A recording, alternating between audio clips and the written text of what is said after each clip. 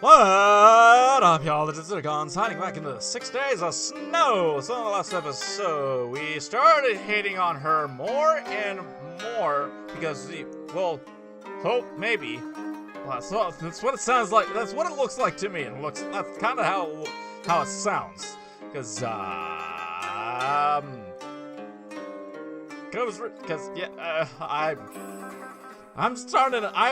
not feeling comfortable with this at all because first sentence, a fleeting affair like the falling snow.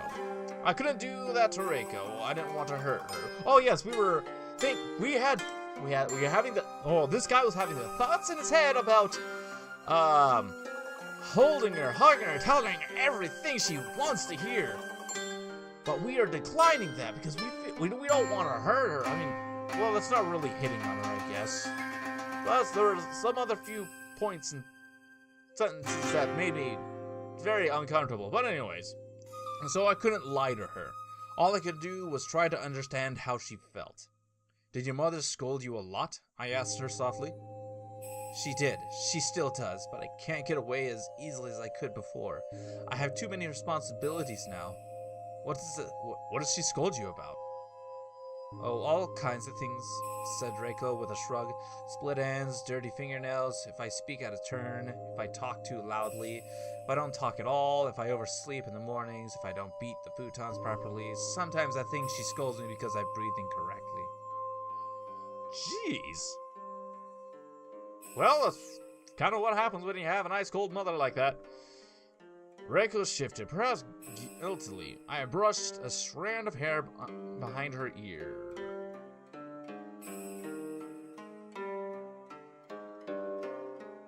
Okay.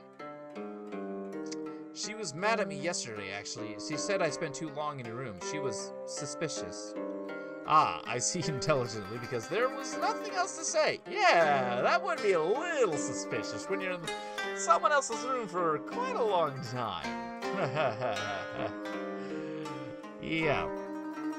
But then again, back to like her getting scolded a lot. I mean, there are a lot of strict stuff that parents will do for their children in order for them to learn. Especially with respect, basically. Like they really do they really are strict on respect. I couldn't get that out of my mouth. I don't know why. Okay. I had wondered whether this was the reason Reiko had been so jumpy that morning. I felt like some kind of criminal involved in a vile plot to steal away Reiko's innocence. Good. You really had to say that, dude. That's making me feel very freaking uncomfortable now. I'm sorry if I got you into trouble, I said, bowing my head. I should have known better. No, it's fine. It's not your fault. I knew she would be angry if she found out, but I couldn't help myself. It's been a long time since somebody spoke to me like a real human being and asked about my opinions that I couldn't help myself. I mean, when you kind of want to do that, it kind of happens. You don't get to talk to people often? I asked, though I really knew the answer. Yeah, you had to ask that when you do this. Look at where she is. She's in the middle of freaking nowhere. The closest town is like, what, 20 miles away? The deserted hallways of the Azami Inn made that quite apparent. I sometimes speak to the guests, said Reiko after a pause, or they speak to me. The men, mostly. They think I'm pretty, some of them. They would think I was less pretty if I spoke to them about poetry, I think. Yeah. And what about school? I pressed. Have you ever gone to school?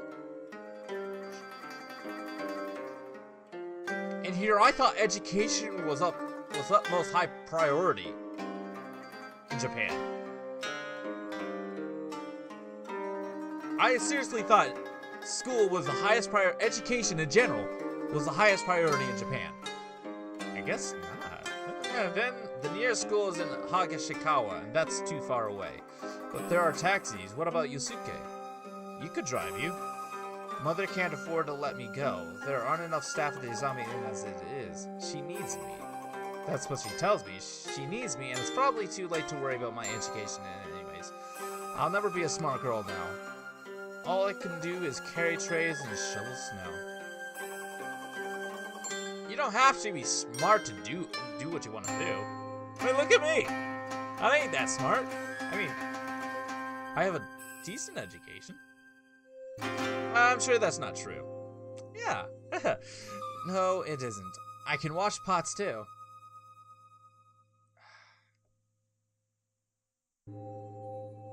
Reiko's tone was so unmistakably bitter it hurt. It didn't seem right that such a young girl should sound so cynical.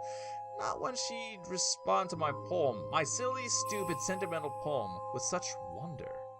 A girl who could gush about my early efforts at poetry wasn't a girl who should have considered herself to consigned herself to a life of servile misery. She deserved better than that. Well, I have to agree with that part. Just, what the heck are you gonna do about it, man?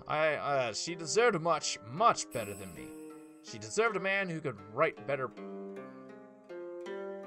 I suppose living like this isn't too bad. There are people who have it worse. I have a roof to sleep under and food to eat, and I have my mother. She can be quite strict, yes, but she's never hit me, at least. That's something. That's actually quite nice. I figured she'd already have hit. I figured she'd already gotten hit or smacked around a couple of times.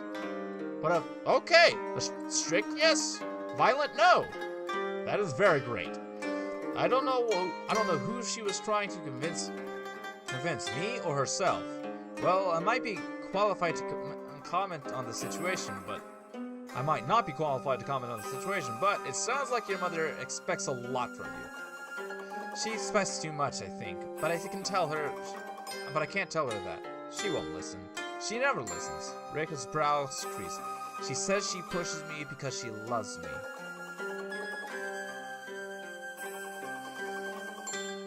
That's actually quite true. As parents do that sometimes. But what do you think? Oh, I don't doubt that. I know she loves me. It's because she loves me that she fusses so much. If she didn't care, she wouldn't bother. And I suppose that makes me happy, but Reiko began to fiddle with the sleeves of her kimono, suddenly anxious. Seeing her so wound up made me feel wound up too, and I couldn't suppress a spike of intense dislike I felt towards Miss Kakeuchi. Yeah, I still don't like her myself. She's very ice cold. How could she do such a thing to her own daughter?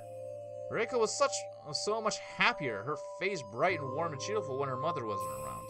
When she'd been talking to me about poetry the previous day, or when the two of us had been walking through the forest, she'd been like a different girl.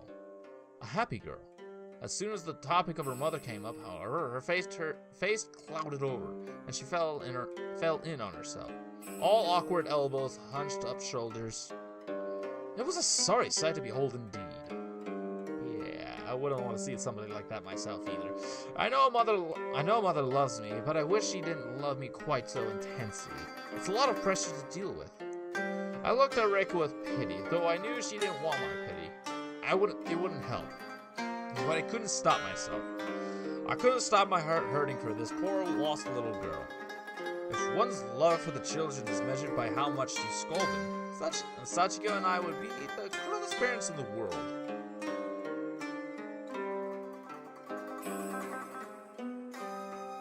I said, slightly trying to joke. Okay. I don't know enough about your past life, dude. All I know is that you have a committed wife and 2 children. Your children must be very lucky then, said Reiko sadly, her eyes downcast. I wish I had a father like you. What?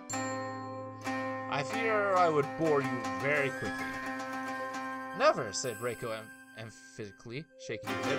We could go on walks, and you could show me your writing, and we could, I don't know, be happy together, I suppose. Yeah, you're not happy with your mother? I love her a lot, and she loves me, but loving somebody isn't always enough.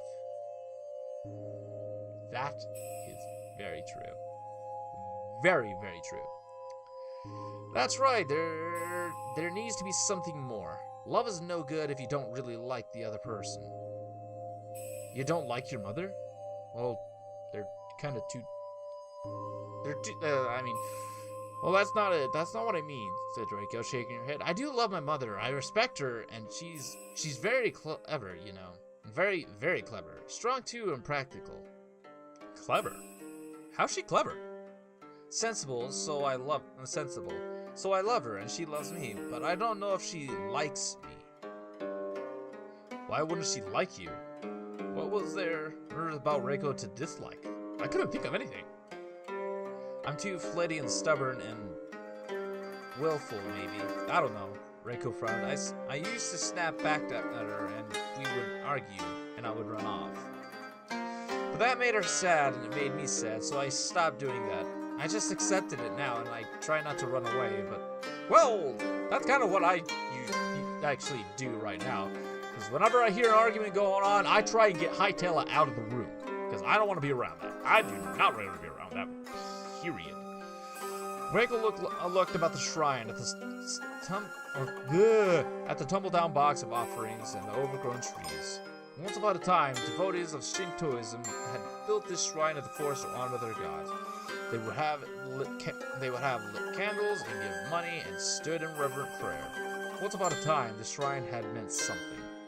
It had a purpose, a reason to exist in this world. Now, everybody had forgotten what its purpose was. It had been swallowed by the trees and been smothered in snow. It was a fitting place for Reiko then. A lonely place for a lonely girl. Now we are definitely getting a little bit poetic, and a little too poetic for my taste. Coming back here makes me remember those times. I used to dream of running away a lot, said Reiko, looking up at me from beneath her eyelashes, of packing my belongings. Not that I have many belongings, and fleeing and going, oh, I don't know, somewhere far, far away, much further than Higashikawa. She sighed. But I was far too young, and I didn't have any money. And I would have felt too guilty anyway. How could I run away when my mother loves me so much? It would break her heart. She doesn't have anyone else left. But what about you, Reiko? Do you have anyone? I didn't say those words. I couldn't. That would only have made her sadder. And I didn't want that. Instead, I watched her, my brow creased, my heart shuddered with sudden, inexplicable emotion. Reiko looked so grimly determined that I almost wished she were a heroine in a fairy story. Then she might have had a chance at a happy ending. The fourth day. Oh, we're back here. The next day progressed much like the previous day had, and the day before that, and then the day before that. Oh, okay, but anyways, that's actually gonna be where I leave it off today. Okay, we got a really, really interesting backstory. Man, it's not so Reiko doesn't have a cruel mother. She has a strict mother. Okay, that we learned. We still don't like her, though. I don't like her anyways. But anyways, thank you guys for watching. And if you like this video, press that like button, like him. And as always, stay active and stay connected, guys. I'll see you in the next one. This is Zircon, signing out. Sorry. Bye, y'all.